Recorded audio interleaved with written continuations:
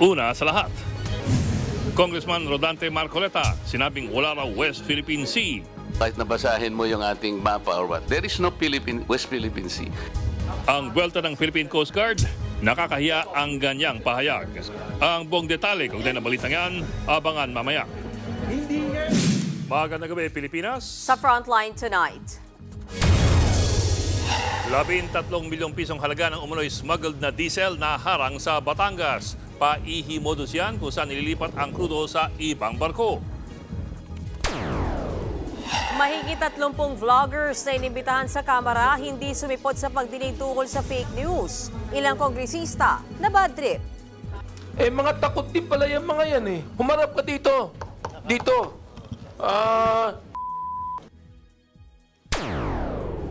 Tatlong barkong pandigma ng China dumaan sa Pilipinas nang hindi nagpapaalam. Ang tingin ng ilan, nananadya ang China. Habang AI naman nagawa ng China, banned na sa ibang bansa. AFP, nag-iingat na rin. English-only policy ng pamantasan ng kabuya o binatikos. Pag-i-English nga ba ang paraan para maging magaling? Viral online ang bonding moment ng bordadong tatay at kanyang anak na babae. Ito raw ang buhay ng gangsta. At Blackpink Jisoo magbabalik sa Manila para sa kanyang Lights Love Action Tour.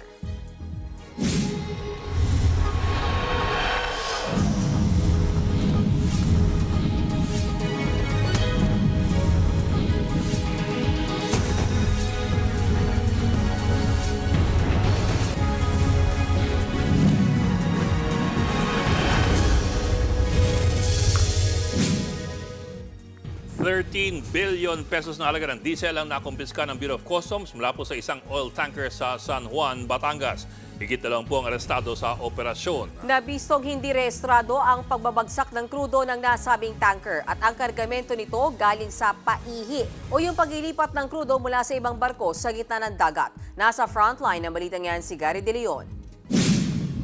Mahabang pila ng oil tanker truck ang nadatna ng mga tauhan ng Bureau of Customs sa Subukin Port sa San Juan, Batangas.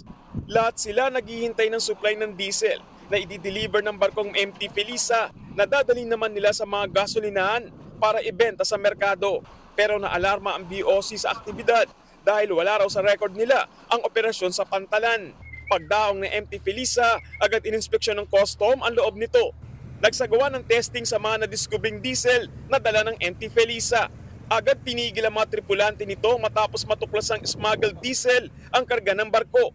Caught in the act po natin naabutan kung saan naglilipat po ng langis o diesel mula dun sa motor tanker Felisa papunta dun sa mga lorry tanker trucks. Galing umano ang diesel na karga ng MT Felisa sa paiyo iligal na paglilipat ng krudo. Sa gitna daw ng dagat malapit sa West Philippine Sea, nagaganap ang pagpapaihi ng diesel. Sa laki ng barko, kaya raw nito magsakay ng kalahating milyong litro ng krudo. Nasa 200,000 na litro ng diesel ang nadiskubre ng Bureau of Customs sa barko na ito. Sa unang tingin, tila nga ito isang fishing vessels lamang. Pero isa pala itong oil tanker na gawa raw mula pa sa China. Isang oil tanker na mula sa China ang nagsusupply ng krudo sa MT Felisa. Sila po ay nag-aangkat ng langis doon sa high seas o doon sa international waters kung saan dumidikit po sila sa isang mother vessel o malaking barko na naglalaman din ng langis. 2 Chinese at 24 na Pinoy ang inaresto ng customs pero lahat sila tumangging magbigay ng impormasyon. Napagalaman ding hindi nakarehistro sa bansa ang MT Felisa at galing din sa China ang vessels. Aabot naman sa 13 million pesos ang halaga na nakumpiskang diesel. 11 tanker truck ang pinigil ng customs at iniimbestigahan ang mga kumpanyang may-ari ng mga ito. Nagbabalita mula sa frontline, Gary De Leon, News 5. May babala ang NBI sa mga naghahanap ng pag-ibig online ngayong Love Month. Ingat at baka mas scammer pala ang kausap ninyo. Isa namang hinihinalang scam hub kasi ang nabisto sa Makati. At ang mga ahente gumagamit ng AI para mag-ibang anyo. Nasa frontline ng balitang yan, Elaine Fulencio. Atras. Walang gagamit ng cellphone. Walang hawak ng computer. Sinalakay ng mga ahente ng NBI-NCR ang opisinang ito na pugad umano ng love scam, investment scam at crypto scam sa Makati City. Modus ng mga sospek na maghanap ng mabibiktimang lalaki sa mga dating app. Tumambad pa ang scripts ng mga umano'y customer service representative. Pag-amin ng isang empleyado, pinapaibig, pinapaasa ng forever, tsaka nila aaloking mag-invest sa isang bogus na kumpanya ang mga biktima. Nakikipag-chat lang po kami sa binibigay po sa amin. Tapos, kinakausap din po namin na matagal, siguro mga 1 week, gano'n, hanggang sa makuha namin yung bed rest. Ang isa pang ikinababahala ng otoridad ay ang pag-upgrade ng mga scammer sa paggamit ng teknolohiya. Tila ordinaryong computer lang ito, pero ito na pala yung ginagamit nila para makapambiktima online. Kung mapapansin nyo, AI-generated ito. Ibig sabihin niya nag-iiba ang iyong muka. Ito yung ginagamit nila para marami yung kanilang maloko dahil nalilin lang sila na iba pala yung kausap nila sa personal. Mismong si NBI Director Jaime Santiago nagulat ng gamitin ng computer dahil naging isa siyang babae. Ako yan, pero nag-iba na mukha ko. Tapos yung sa kanan. Yes. Pati yung sarili kong mukha na bago na sa AI. Ano yun? Real time. Real time na papalitan nila. Pagka bilib na sa kanila yung tao, mag-i-start na sila, magpapa-open sila ng account, crypto account. Ayon sa NBI, posibleng konektado sa Pogo ang mga namamahala sa mga ganitong illegal na aktibidad. Mga dayuhan daw ang madalas na binibiktima. This is a bit complicated kasi nag-migrate na yung operations nito. This is the first level of the operations. Ang taking of the money dito is somewhere in Cambodia, Laos. Nag-migrate na yung operations nito to foreign countries. Sasailalim sa digital forensic examinations ang mga nakumpiskang computer at mga cellphone.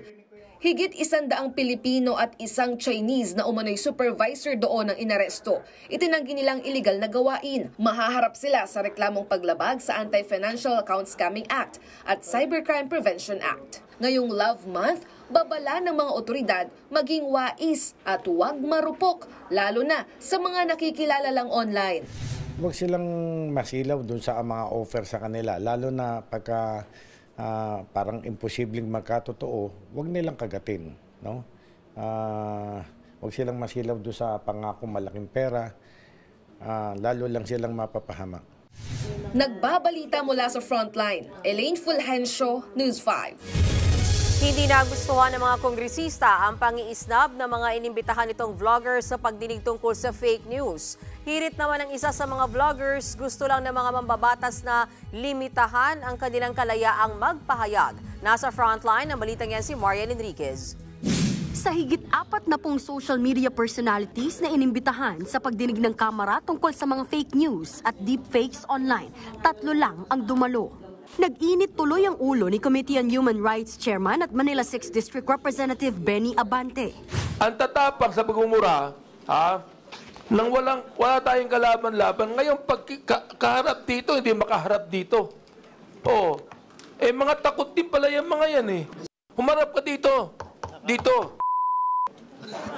Chairman. Kanya-kanyang rason ng mga hindi pumuntang vlogger pero hindi yan bumenta. Kabilang sa inisyuhan ng show cause order sina dating Press Secretary Attorney Trixie Angeles Cruz, Mark Anthony Lopez, Crisette Chu, Aaron Peña at Elizabeth Joey Cruz. Si Attorney Angeles, isa sa mga naghain sa Korte Suprema ng temporary restraining order para harangin ang komite na pilitin silang dumalo sa pagdinig. Na ito ay paraan para malimit yung space o yung democratic space para makapagsalita at makapagpahayag here. So mahalaga na dalhin namin sa tamang venue at ang venue na ito ay ang Korte Suprema. Pero sagot dyan ng isang mambabatas? Wala hong curtailment o suppression ng freedom of speech dito. Kaya nga kayo inimbita rito eh. Di ba? Kaya kayo inimbita dito para makapagpahayag din kayo. Pinatitignan ng TRICOM kung dapat bang haina ng disbarment complaint si Angeles dahil sa pagkwestiyon sa legalidad ng pagdinig. Kahit kaunti ang dumalo, natuloy naman ang hearing at napag-usapan ang pagbuo ng Code of Conduct para sa mga content creator.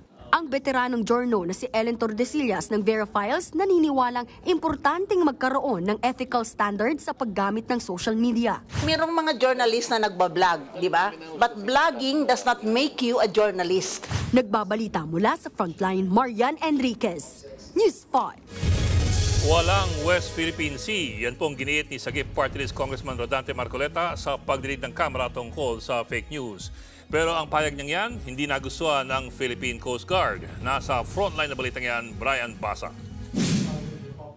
Sa pagdinig sa Kamara tungkol sa fake news, may nasitang pahayag si Sagip Party List Representative Rodante Marcoleta mula sa kanyang kapwa mambabatas.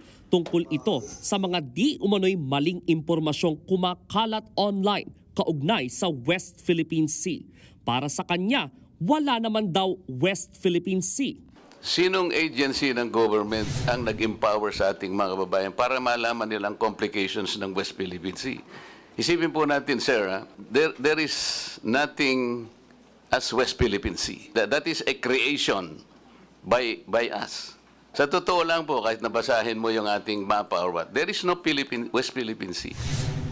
Giit ni Marcoleta, kailangang mabigyan ng tamang edukasyon ang mga Pilipino sa mga issue sa anyay South China Sea. And we have to enlighten our people because if our people are able to distinguish what is fake and what is true, sila lang, they can always repel. Maski na konting tulong lang. Ang pahayag na yan ni Congressman Marcoleta agad pinuna ng tagapagsalita ng Philippine Coast Guard na si Commodore J. Tariela. Maituturing anya itong disservice at kahihiyan. Binigyang diin din ni Tariela ang minsang sinabi ni Pangulong Bongbong Marcos na ang West Philippine Sea ay hindi kathang isip at ito ay sa Pilipinas. Panahon ni dating Pangulong Noynoy Aquino nang umpisahan ang paggamit ng West Philippine Sea sa lahat ng official communications ng gobyerno bilang tugon ito sa panghihimasok noon ng mga barko ng China sa exclusive economic zone ng Pilipinas.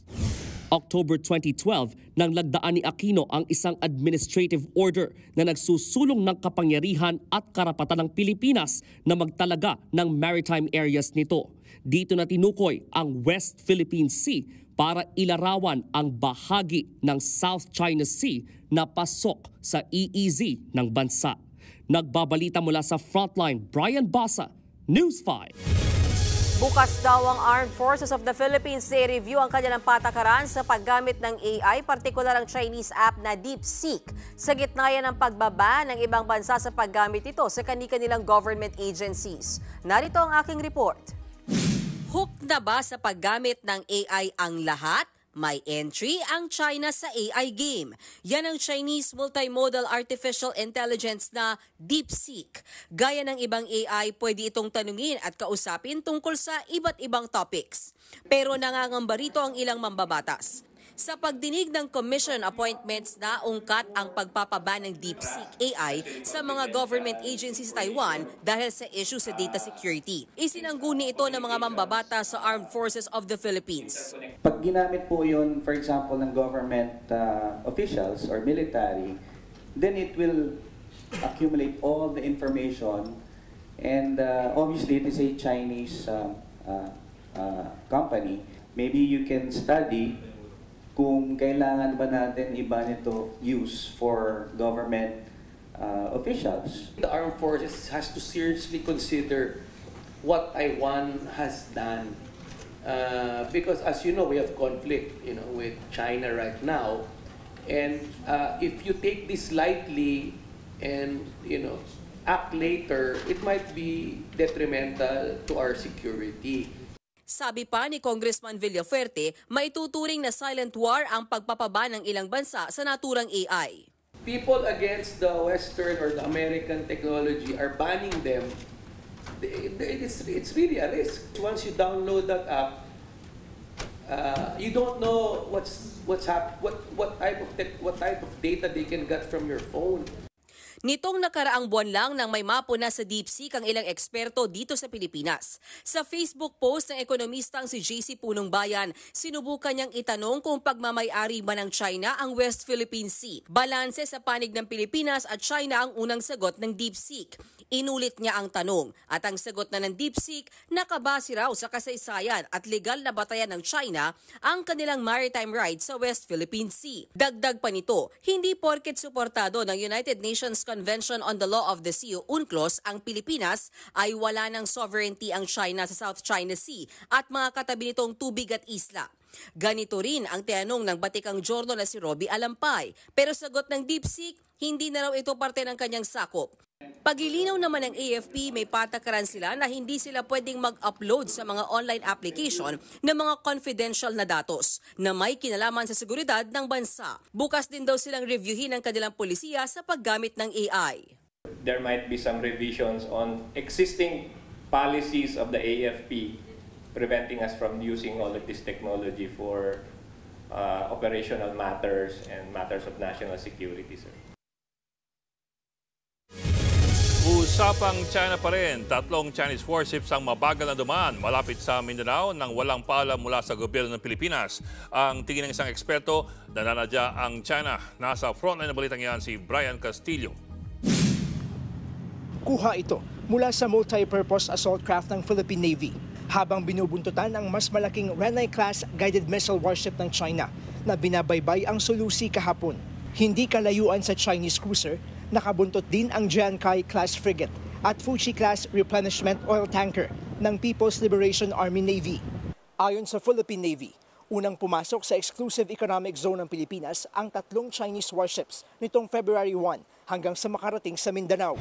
They were tracked as they passed through starting from Bajo de Masinloc, although isa pa lang doon. This ship was joined by 2 others east of Mindoro, going through Cuyo Island and passing through Sulusi. Sa ilalim ng tinatawag na Archipelagic Sea Lanes Passage Doctrine, pinapayagan naman ang kahit na anong foreign commercial at military vessel na dumaan sa ating karagatan. Pero ayon sa Navy, mabagal ang takbo ng mga barkong pandigma ng China. They could have traveled at a faster speed. There were instances in the central part of Sulusi that they slowed down to 5 to 6 knots. Ayon pa sa AFP Western Mindanao Command, walang sapat na diplomatic coordination ang pagdaan ng mga Chinese warship. Sinubukan nila itong radyohan, pero hindi raw sila sinagot ng maayos. Tingin ng ilang eksperto, nananadya ang China dahil may nais silang iparating na mensahe sa Pilipinas. If they have not asked our permission, there's an indication, of course, that they're ignoring an earlier agreement that those Chinese vessels, warships, if they enter Philippine archipelagic water, should seek our permission. Batay naman sa huling monitoring ng Philippine Navy, nasa layong 120 nautical miles na mula sa Basilan ang 3 Chinese warships. Posibleng papunta raw ng Indonesia ang mga ito para sa Komodo Naval Exercise, na lalahukan din ng Pilipinas. Ngayong araw naman, nagsagawa rin ng Joint Air Patrol at Exercise ang Philippine Air Force at US Pacific Air Force. Sa ilang bahagi ng West Philippine Sea, kabilang ang Panatag o Scarborough Shoal, 3 FA-50 fighter aircraft ng Pilipinas at 2 bomber planes ng Amerika ang sumali sa drills. This exercise is a crucial step in enhancing our interoperability, improving air domain awareness and agile combat employment, and supporting our shared bilateral air objectives.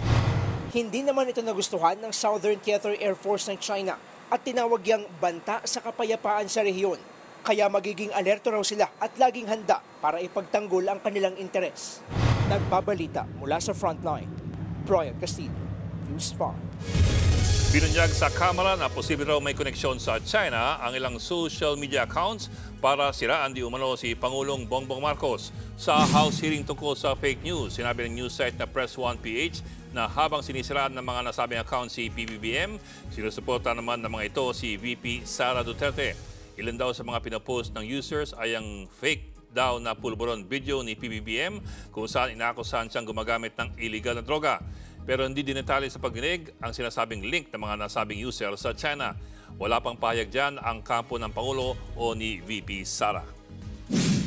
Ito po yung pinaka-latest, no, na meron po kaming nahukay na pro-China na network of X accounts na nagsispread ng anti-Philippine sentiment habang nagpo-push ng content related po kay Vice President Sara Duterte. Nanumpa na kanina ang bagong presidente ng PhilHealth. May habili naman sa kanya ang ilang senador ngayong kaliwat kanan ng mga kontrobersya sa state health insurer. Nasa frontline ng balitang yan si Maricel Halili. Kay Pangulong Bongbong Marcos mismo nanumpa ang bagong PhilHealth President at CEO na si Dr. Edwin Mercado. Bigati ng background niya. Mahigit 3 dekadang orthopedic surgeon, graduate ng medisina sa University of the Philippines, naging vice chairman ng Mercado General Hospital at Qualimed Health Network. Kumuha ng Master of Medical Sciences in Global Health Delivery sa Harvard Medical School at Executive Masters in Healthcare Administration sa University of North Carolina sa Amerika. Dahil dyan, tiwala ang PhilHealth na malaki ang maiaambag ni Mercado sa ahensya, partikular na sa pagpapatupad ng National Health Insurance Program para sa higit 100 milyong Pilipino.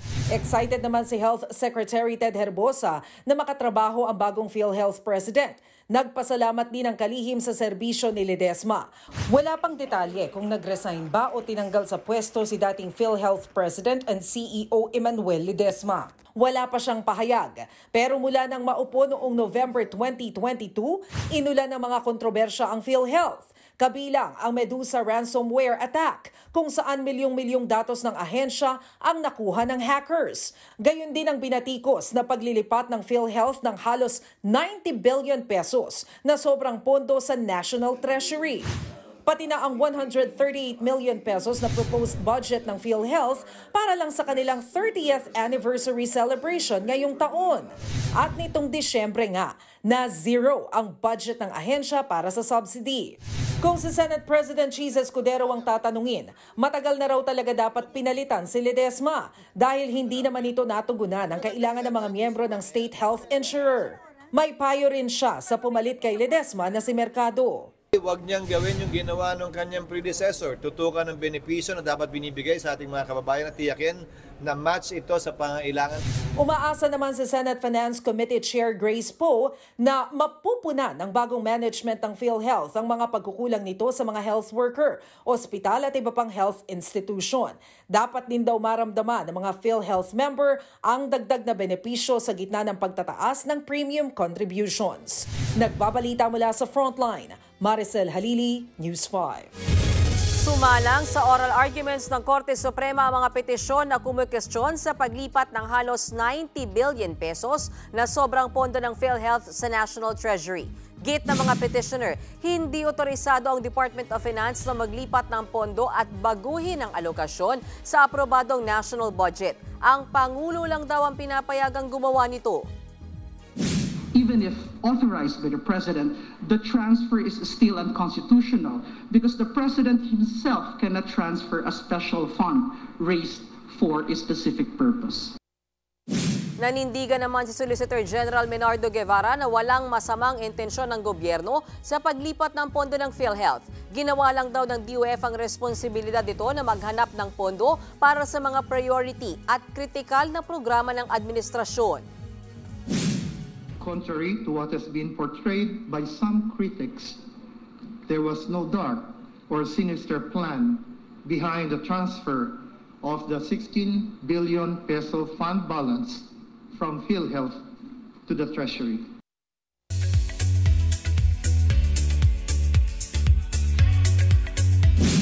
Showbiz Tonight na tayo, muling magtatambal sa K-drama ang Korean stars na si Kim Woo-bin at Bae Suzy. Bibida sila sa romantic comedy series na Genie, Make-A-Wish. Gaganap si Woo-bin bilang isang genie na nagising makalipas ang 1,000 taon. Magiging master naman niya ang karakter ni Suzy na may cold personality. Mapapanood ang kanilang bagong K-drama sa Netflix pero to be announced pa ang release date. Dating nagsama ang dalawa sa 2016 series na Uncontrollably Fond. Inilabas na ng BINI ang teaser para sa latest single nilang Blink Twice. Bida ang kagandahan ng Nation's girl group, Bright and colorful ang motif ng teaser. Mapapakinggan ng new hit simula February 13 ng 9 p.m. sa digital at streaming platforms. On time yan sa kanilang Biniverse World Tour na magki-kick off sa February 15 sa Philippine Arena sa Bulacan. Susunod, Philippine Space Agency Director General Joel Marciano nag-isa sa Commission on Appointments. Hindi raw siya nararapat sa posisyon. Warrantless arrest sa mga bumibili at nagbebenta ng boto sa Bilang Pilipino 2025, pinayagan ng COMELEC. Paano nga ba humahantong sa pagkamatay ang tinatawag na influenza-induced pneumonia? At Komisyon sa Wikang Filipino, pinababawi ang English-only policy ng University of Cabuyao. Magbabalik pa ang Frontline Tonight. Mga kapatid, Ed Lingaw po, nasa Estados Unidos, Canada o saan mang dako ka ng mundo, manatiling may alam at may pakialam sa mga mainit na balita dito sa ating bansa. Simulan natin ang bawat araw sa tuloy-tuloy na balitaan sa Frontline. Mag-follow at mag-subscribe sa social media pages ng News 5.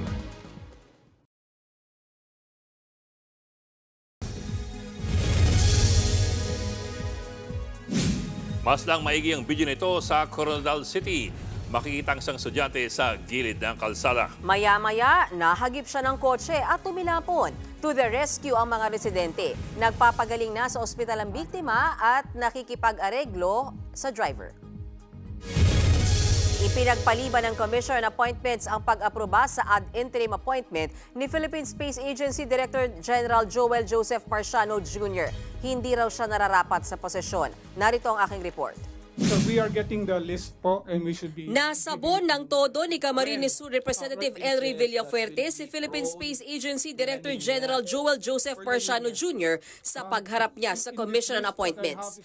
Malaki raw sana ang magagawa ng ahensya lalo sa paggamit ng satellite imagery para ma-predict ang pagbaha at iba pang disaster. Pero sa Camarines Sur, hindi raw ito nagawa ng PhilSA. Nakaka-frustrate lang po yung sayang whether you have 1 billion or 2 billion, hindi nararamdaman po, lalo na in terms of disaster management. Satellite data. Lalong nag-init ang ulo ni Villafuerte nang hingin niya ang listahan ng mga probinsya na posibleng tamaan ng La Nina. Kulang-kulang kasi ang binigay ni Marciano. You should have prepared. We prepared for this hearing, Your Honor, because we don't have the complete set of data po. So for La Nina, the vulnerable areas, Camarines Provinces, Agusan, please specify, wag yung ganyang table na inuhulaan ng staff mo. Hindi tinantana ni Congressman Villafuerte si Marciano. Kung mayroon daw kasing kompletong listahan ang PhilSA ng La Nina prone areas, dapat magbigay ito sa mga LGU para mapaghandaan nila ito. We need it now. It shows that you're not aware and of your job. We have different specializations. Mungkahin naman ni Senator Cynthia Villar, baka kailangan gumawa ng report ni Marciano kung paano magagamit ang datos na nakukuha ng PhilSA para sa agricultural sector at disaster control. Pero si Villafuerte tila wala ng bilib kay Marciano. Sorry to say, I don't see you're fit to handle the job. Sorry to hear that. Tinulak ni Villafuerte na i-defer o ipagpaliban muna ang pag-aproba sa ad interim appointment ni Marciano. Ayon naman kay Senate President Jesus Escudero, maituturing na bypass na si Marciano dahil break na ang sesyon. Dahil dito, kailangan siyang i-reappoint ulit ni Pangulong Bongbong Marcos. Nagbabalita mula sa Frontline, Mean Los Baños, News 5. Tikom ang liderato ng Senado sa mga ugong-ugong na ipapasa na sa kanila ng Kamara ang impeachment complaints laban kay VP Sara Duterte. Ang sabi ni Senate President Jesus Escudero, ayaw niyang pangunahan ng desisyon at gagawin ng Kamara. Wala pa rin daw pag-uusap tungkol dito ang Senado at ang Kamara. Hindi rin daw mangingialam si Escudero sa posibilidad ng pagdinig sa impeachment kapag nag-adjourn ng Congress sa February 8. Ayoko pangunahan yung gagawin namin. Baka mamaya sayang lang yung laway natin dyan kung wala namang mangyayari. Kung may mangyayari man, doon na lamang ako magpapasyat, sasagot at tutugon sa sitwasyon kapag nandito na sa Senado.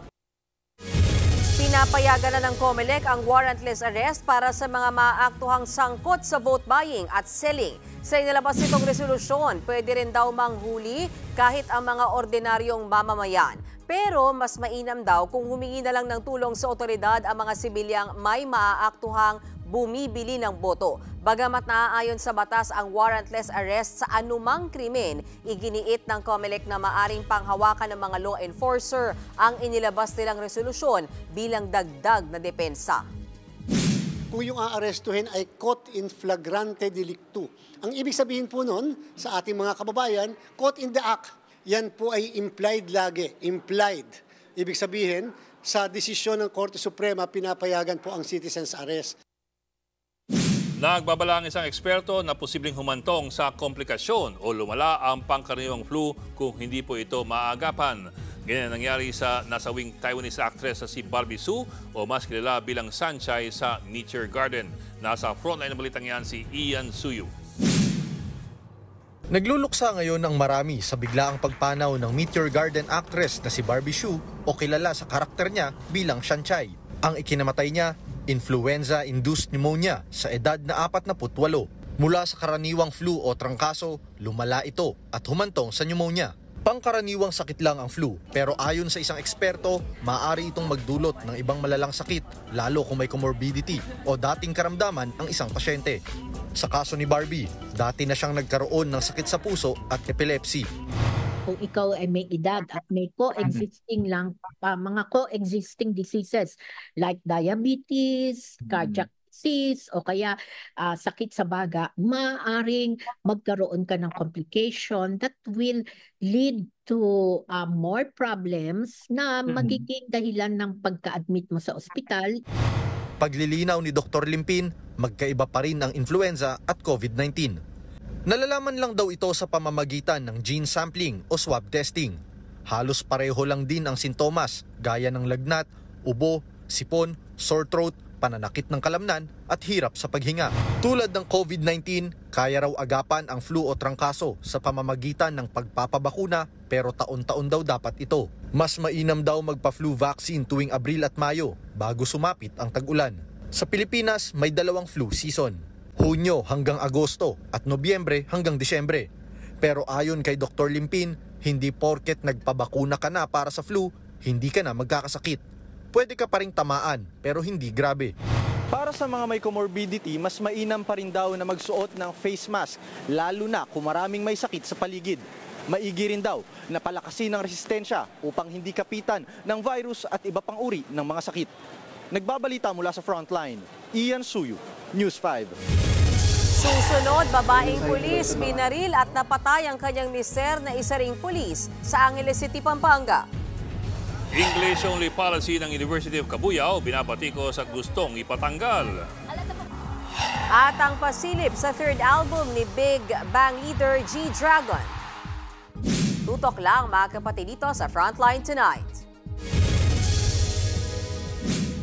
Mga kapatid, Mean Los Baños po. Nasa Europa o saan mang dako ka ng mundo, manatiling may alam at may pakialam sa mga maiinit na balita dito sa ating bansa. Simulan natin ang bawat araw sa tuloy-tuloy na balitaan sa Frontline.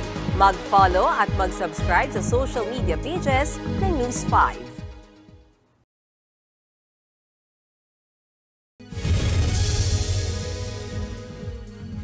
Sinilid sa garbage bag na yan ang bangkay ng isang babae sa Davao City. May dalawang saksak sa dibdib ang biktimang si April May Visconde. Base sa investigasyon, nakipagkita siya sa lalaking nakilala niya online. Sa ngayon, 2 persons of interest ang iniimbestigahan. Hindi pa malinaw ang motibo sa krimen. Sugatan sa iba't ibang bahagi ng katawan ng isang lalaki matapos tagain sa Samar. Ang suspect, ang ama ng nakaaway ng biktima sa inuman. Yan ay iba pang krimen sa Frontline Report ni Faith Del Mundo. Dugo ang paa, kamay at likod ang inabot ng lalaking yan sa Basi, Samar matapos siyang tagain ng itak. Ang may kagagawa nito, ang tatay ng kanyang nakasuntukan sa isang inuman kagabi. Base sa investigasyon, sinubukan daw ng suspect na awatin ng biktima at ang kanyang anak. Pero nagmatigas daw ang biktima na ikinapiko ng suspect. Kaya humantong ito sa pananaga. Nagpapagaling na sa ospital ang biktima. Kusa namang sumuko ang suspect pero hindi na raw magsasampa ng reklamo ang biktima. Wala ng buhay ng iaho ng construction worker na ito mula sa balon sa Baybay City, Leyte kahapon. Nalunod ang biktimang si alias Mark nang mahulog sa 10 talampakang lalim ng balon. Ayon sa mga pulis, bandang alas 9 ng umaga nag-igib ng tubig ang lalaki para may ipanghalo sa semento. Pero bandang alauna ng hapon, hindi na siya nakita ng kanyang tiyuhin. Nagkataong may natagpo ang mga bota malapit sa balon kaya nadiskubre ang bangkay. Wala namang nakitang foul play ang mga pulis. Posible raw na nawalan ng balanse ang biktima habang nag-iigib ng tubig. Patay rin ang negosyanteng ito ng pagbabarilin sa Rosario, Batangas kahapon. Ayon sa Rosario Police, nagbabantay pa sa hardware store ang biktima nang dumating sa tindahan ang 2 lalaki sakay ng motorsiklo. Pagbaba ng angkas, bumunot siya ng baril at pinaputukan ng negosyante. Nakatakbo pa ang biktima sa likurang pintuan pero hinabol siya ng gunman saka pinagbabaril ulit. Agad na sumibat ang mga salarin. Naisugod pa ang biktima sa ospital pero binawian din ng buhay. Inaalam pa kung sino ang mga sangkot sa pamamaslang at ang kanilang motibo sa krimen. Sa kulungan ng bagsak ng babaeng ito na isa palang pulis sa Angeles City, Pampanga. Suspect siya sa pagpatay sa kanyang asawa na pulis din kagabi. Lumalabas na sa garahe ng bahay binaril ang biktima. Family problem raw ang motibo sa krimen. Ayon sa mga pulis, hindi makausap ng maayos ang suspect. Maharap siya sa reklamong parricide. Nagbabalita mula sa Frontline, Faith Del Mundo, News 5. Pinababawi ng komisyon sa wikang Filipino ang English-only policy ng University of Cabuyao. Yan ay matapos batikusin online ang naturang patakaran. Nasa Frontline ang balitang yan si Ria Fernandez. My mom, I'm on TV na. Hi mom, I love you. English only please. Yan ngayon ang paraan ng komunikasyon, sulat man o pakikipag-usap sa pamantasan ng Cabuyao. Sa anunsyo ng universidad, English-speaking campus na raw sila simula kahapon. Alinsunod daw ito sa hangarin nilang makalikha ng mga globally competitive at world-class na estudyante. Umani yan ang samot-saring reaksyon online, maging mula sa mga estudyante ng pamantasan ng Cabuyao na nakapanayam ng News 5. Hindi naman din lahat kayang mag-English. So yung ibang student, hindi na makasagot.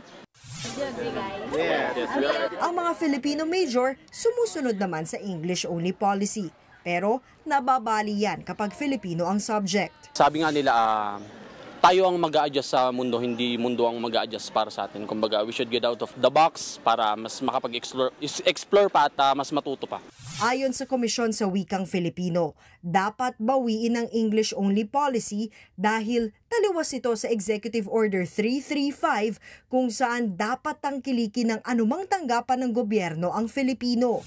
LGU kasi ang may-ari ng University of Cabuyao. Paurong nakaisipan din daw ang English-only policy ng universidad dahil hindi ito sukatan ng talino't kakayahan. Dinipensahan naman ng presidente ng universidad ang kanyang polisiya. We cannot deny that universal language is English. The instructions during board examinations are done in English. Sometimes those who are taking board exams are not able to answer properly because they do not understand what is being asked. Wala pa namang pahayag ang Commission on Higher Education o CHED kaugnay rito. Nagbabalita mula sa Frontline, Ria Fernandez, News 5.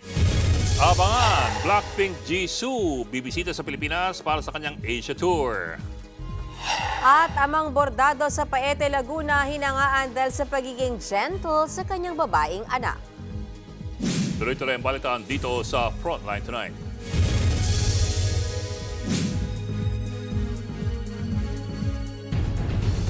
Mga kapatid, Ed Lingao po, nasa Estados Unidos, Canada o saan mang dako ka ng mundo, manatiling may alam at may pakialam sa mga mainit na balita dito sa ating bansa. Simulan natin ang bawat araw sa tuloy-tuloy na balitaan sa Frontline. Mag-follow at mag-subscribe sa social media pages ng News 5.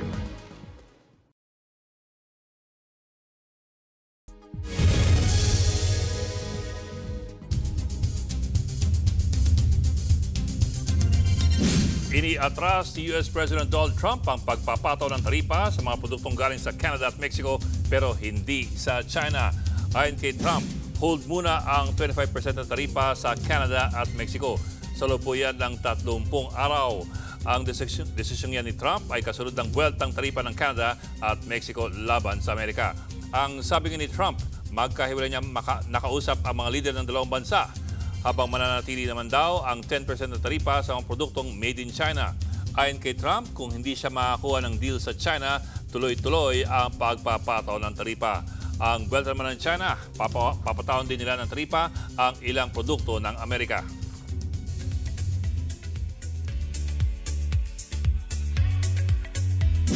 Heads up, VIP, confirmed na ang comeback ng King of K-pop at Big Bang leader na si G-Dragon.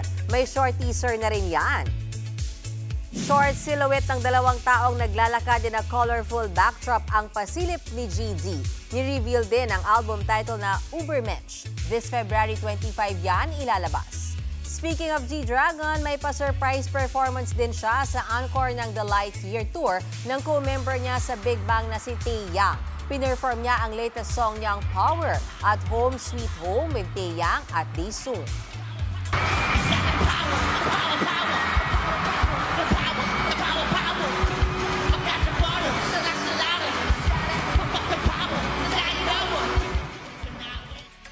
Ipon mode is on para sa Pinoy Jisoo fans. Bibisita dito sa Pilipinas ang Blackpink member. Kasama ang Manila sa kanyang Lights, Love, Action Asia Tour. Kung kailan ito, yan ang aabangan natin. Bukod sa Manila, pupunta rin siya sa Macau, Bangkok, Taipei, Hong Kong, Tokyo at Hanoi. Sa February 14 naman, o Valentine's Day, ilalabas ang mini-album ni Jisoo na Amortage, with 4 songs na Earthquake, Your Love, Tears at Hugs and Kisses.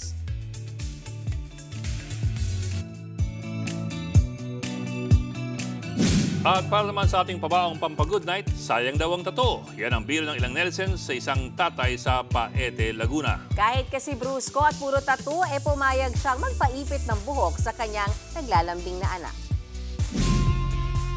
Buhay ng gangsta, buhay ng gangsta.